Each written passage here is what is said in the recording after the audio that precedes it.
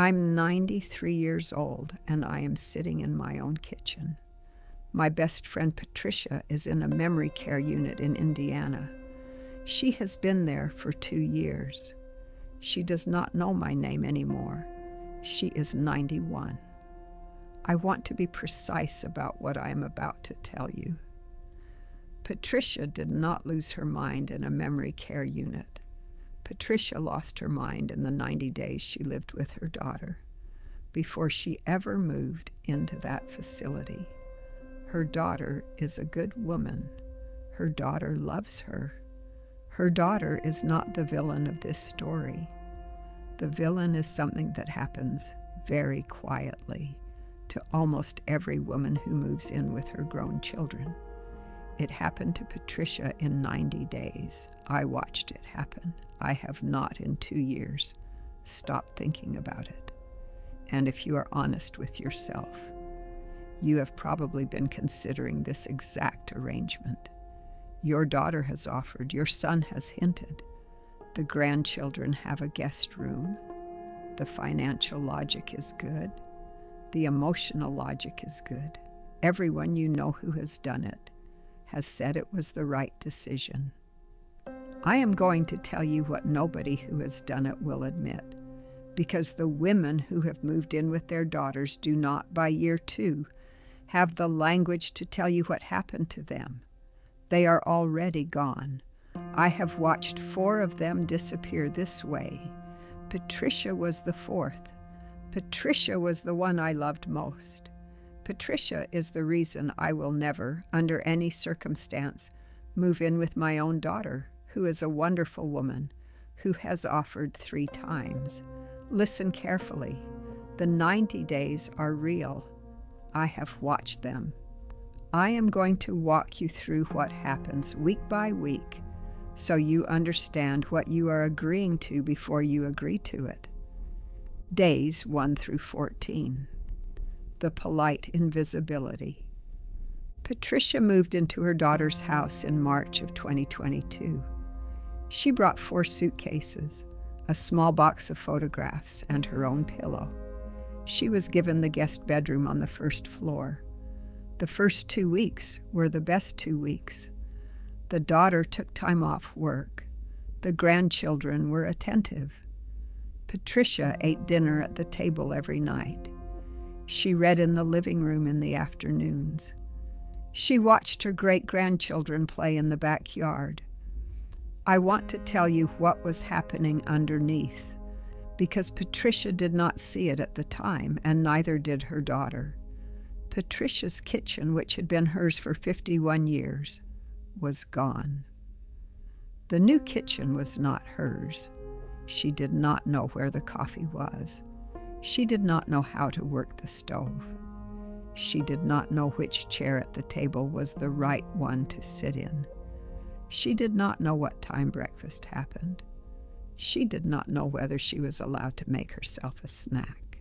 She did not ask. She was being polite. She was a guest. This is the first thing that happens. The woman who moves in becomes a guest in her own life. She does not yet know it. She is enjoying the company. She is grateful. She is also, without realizing it, no longer the person who decides anything about her own day. Days 15 through 30. The slow handover. By the 3rd week, the daughter had gone back to work. The grandchildren had gone back to school. The husband was traveling. Patricia was alone in the house from 7 a.m. to 6 p.m. She did not know what to do. In her own house, she had known. She had cooked. She had cleaned. She had gardened. She had walked to the corner store. She had called friends. She had read at her own kitchen table. She had run a life every day for 70 years. In her daughter's house, she could not do any of these things in the same way. She did not have a garden of her own. She did not have a kitchen she could cook in without disrupting the family's grocery system. She did not know how to call a taxi from this address. She did not have her own corner store within walking distance. The neighborhood was unfamiliar. The streets were unfamiliar. The bus routes were unfamiliar. So Patricia sat. She watched television. She read books her daughter had picked out for her. She waited for the family to come home. I called Patricia on day 19. She told me she was settling in. I asked her what she had done that day. There was a long pause. She said, "I'm not sure. I think I watched the news." A woman who cannot answer the question of what she did that day is a woman who has stopped having a day of her own. Days 31 through 45. The disappearance of small decisions. By the 5th week, the daughter had built a routine around Patricia. The daughter who loved her mother did not want her mother to feel useless. So the daughter began to bring small things home for Patricia to do. The daughter brought groceries. The daughter brought meals already prepared in containers. The daughter brought books. The daughter brought folded laundry. Patricia, who had spent 70 years grocery shopping for herself, was no longer grocery shopping. Patricia, who had spent 70 years deciding what she wanted to eat, was eating what was brought.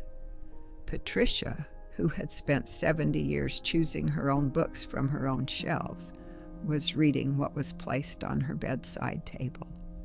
The decisions, one at a time, had been handed off, not by a villain, by a loving daughter who genuinely believed she was being helpful. I want you to understand what I am telling you. The decisions are the architecture of a self. A woman who decides what to eat is a woman who is still a person. A woman who is fed is something else, not less loved, but less herself. By day 45, Patricia could not have told you what she wanted for dinner. She had not been asked in 30 days. The muscle of wanting had begun to atrophy. I called Patricia on day 47. The conversation was 11 minutes. Most of those minutes were her asking about my life. She had stopped having a life to talk about. Days 46 through 60, the narrowing of the voice. This is the part that hurts to tell you, because I watched it happen to a woman who had been the loudest, funniest, sharpest woman I had ever known. Patricia, in her own house, had been a talker. She had told stories. She had argued about politics. She had complained about her neighbors. She had laughed at her own jokes. She had been a presence in every room she entered.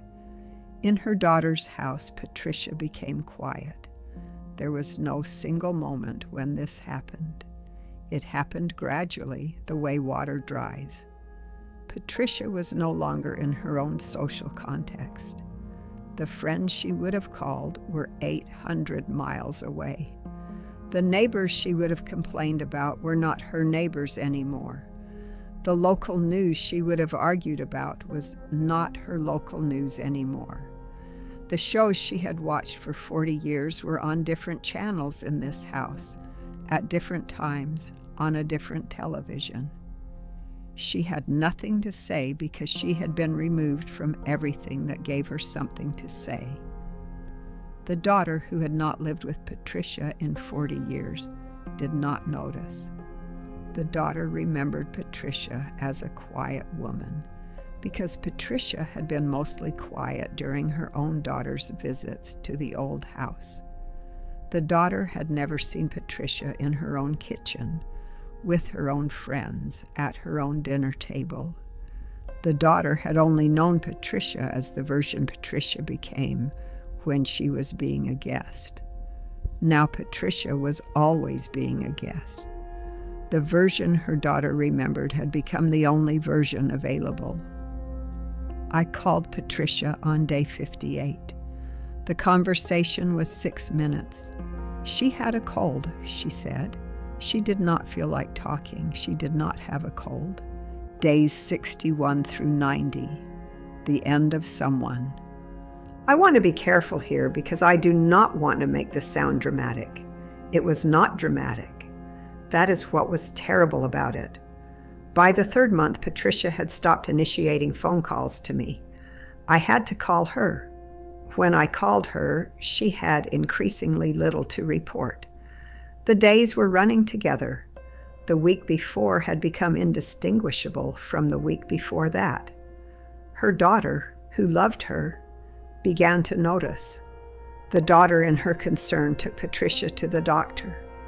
The doctor, who had never met Patricia before, observed an elderly woman with mild confusion, low affect, and limited engagement.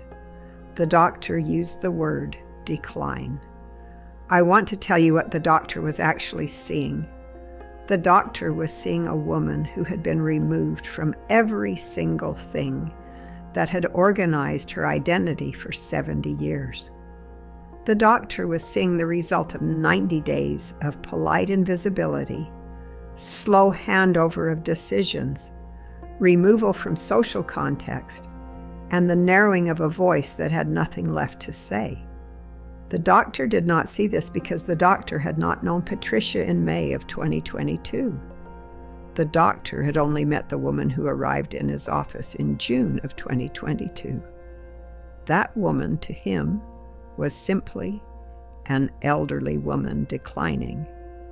By September, 3 months after she had moved in with her daughter, Patricia was being evaluated for memory care. By November, she was admitted. She has been there for 2 years. She does not know my name. I am not telling you that her daughter killed her. Her daughter is a good woman. I am telling you that the arrangement killed her. The arrangement, which everyone agreed was sensible, which everyone agreed was loving, which everyone agreed was the right thing to do, took 90 days to dismantle a person. This is what nobody who has done it will tell you. The first 90 days are when it happens. Not in year 2, not in year 5. The first 90 days. By the time the family notices, the woman is already gone. I am 93 years old. I'm sitting in my own kitchen. My daughter has offered 3 times in the last 4 years for me to come live with her family. I love my daughter. I know she loves me. I have said no every time. I have said no because I have a kitchen here. I have a coffee in a cup I have used since 1971. I have a chair at this table that I have sat in for 51 years. I have a back door that opens onto a yard I planted. I have a phone with a list of 7 names on the refrigerator. I have, every morning, somewhere to walk, and someone to call, and a small life that is still mine. The day I move in with my daughter is the day I begin to disappear. I will be a good guest. I will be polite. I will be loved. I will be cooked for. I will be brought books. I will be driven to doctors. I will be, within 90 days, somebody else entirely. If you are considering this arrangement, I am begging you to consider it more carefully. The financial logic is not enough. The safety logic is not enough. The everyone else is doing it logic is not enough. There are other options: a small apartment near your daughter, a trusted helper who comes to your own house 3 days a week, adult day programs, a senior community where you have your own door, your own kitchen, your own keys. Any of these is better than the arrangement that ended Patricia in 90 days. A nursing home does not begin with a fall. It begins with the 3rd week in someone else's house, when you realize you do not know where the coffee is, and you do not ask because you are being polite. Stay in your own kitchen as long as you possibly can, with every resource you can find. The day you leave it is the day the clock starts, and the clock is faster than anyone is going to tell you. I'll see you in the next one.